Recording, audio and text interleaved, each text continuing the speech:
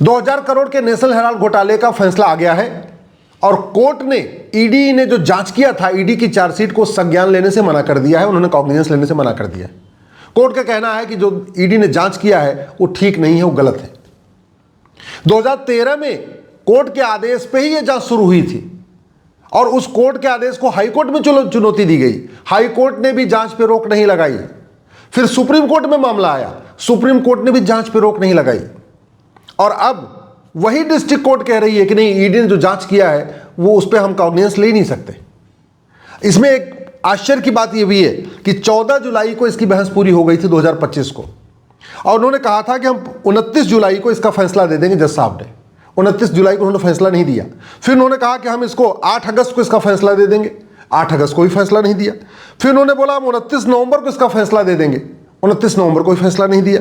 फिर 16 दिसंबर को फैसला आया और उन्होंने ये कह दिया कि ये जो ईडी ने जांच किया है, ये जो चार्जशीट है, इसको हम कॉग्निजेंस ले ही नहीं सकते, इसका संज्ञान नहीं ले सकते। कितने आश्चर्य की बात है। मामला 12 साल चला है, 2013 से 2025 तक। इतनी तारीखें पड़ी, इतनी डेट पड़ी। माननीय जज साहब को जो अभी अभी ध्यान आया कि नहीं, इस पे तो ईडी जांच कर ही नहीं सकती थी, उनको पहले नहीं ध्यान आया। हाँ, जब पूरी बहस हो गई, सब कुछ हो गया, जांच चार्जशीट तैयार हो गई, सब कुछ हो गया और मामला 12 साल के बाद अब कह रहे हैं कि नहीं, ये नहीं हो सकता।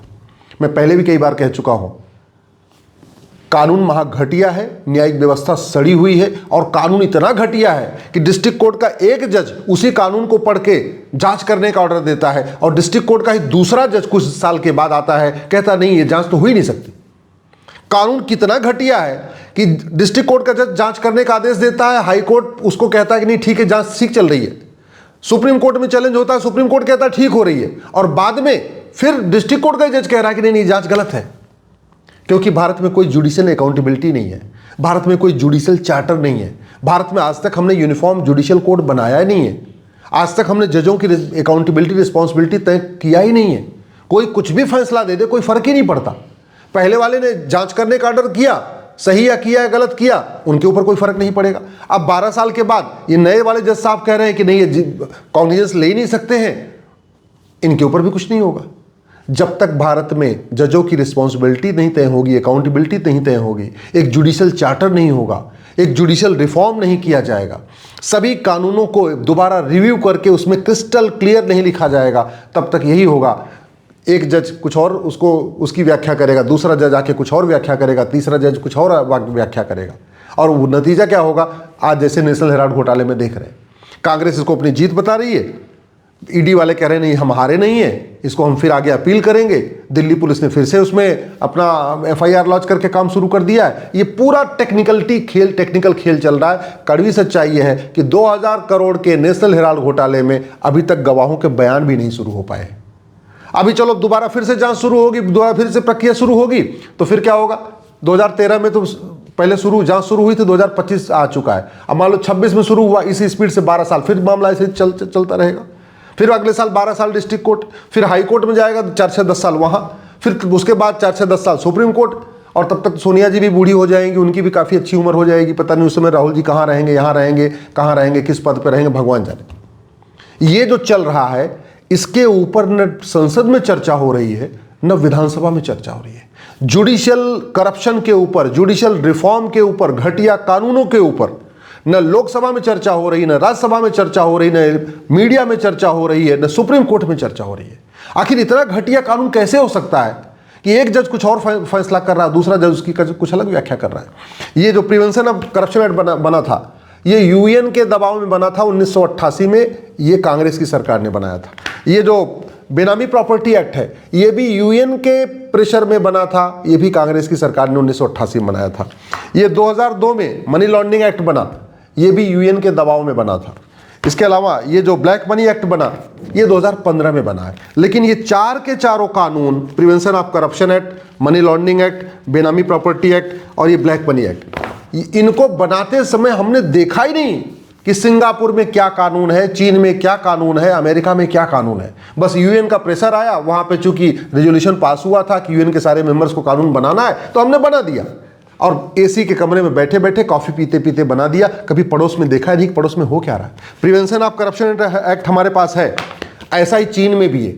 जानते हैं चीन में चीन में भ्रष्टाचारियों की 100% प्रॉपर्टी जब्त होती है, नागरिकता खत्म होती है और उनको फांसी दी जाती है। और हमारे यहाँ न 2G घोटाले में कुछ हुआ, न कोयला घोटाले में कुछ हुआ, न कॉमनवेल्थ घोटाले में कुछ हुआ, और मैं कह रहा हूँ न इस नेशनल हेराल्ड घोटाले में कुछ होगा। हमारा मनी लॉन्ड्रिंग एक्ट महाघटिया, महासड़ा हुआ। दुनिया के कई देशों में, सिंगापुर में और कई देशों में मनी लॉन्ड्रिंग जघन्य अपराध है, फांसी दी जाती है। और हमारे यहाँ इतने हवाला कारोबारी काम कर रहे हैं, इतना हवालाबाजी हो रही है, आज तक किसी कुछ हुआ ही नहीं। इसी तरीके से ये ब्लैक मनी एक्ट, दुनिया के कई देशों में ब्लैक मनी यूज करना जघन्य अपराध है, और हमारे यहाँ करोड़ों का काला कारोबार चल रहा है, कुछ हो ही नहीं रहा है। इसी तरीके से बेनामी ट्रांजैक्शन, दुनिया के कई देशों में बेनामी ट्रांजैक्शन भी जघन्य अपराध है, और हमारे यहाँ आज तक हमने इसको कुछ चेंज किया नहीं। हमने नेशनल सिक्योरिटी एक्ट बना दिया। भ्रष्टाचार हमारे राष्ट्र की सुरक्षा के लिए सबसे बड़ा खतरा है, चाहे जासूसी हो, चाहे गद्दारी हो, सब कुछ ब्लैक मनी से होती है, हवाला के जरिए उनको फंडिंग होती है, करप्शन के कारण होती है। और बहुत सारे कोर्ट में ये देखा गया है, तहसील में देखा गया है, जहाँ पे करप्शन के कारण निर्दोष बहुत बुरी तरीके से परेशान है। उसके बावजूद भी हमने भ्रष्टाचार को राष्ट्र की सुरक्षा के लिए खतरा घोषित नहीं किया। भ्रष्टाचार को आज तक हमने अनलॉफुल एक्टिविटी डिक्लेयर नहीं किया, जबकि हमारी 50% समस्याओं का मूल कारण भ्रष्टाचार है। आज तक हमने भ्रष्टाचार पे एक हमने चैप्टर तक नहीं जोड़ा अपने, ना पुराने वाले आईपीसी में था, ना नए वाले बीएनएस में है।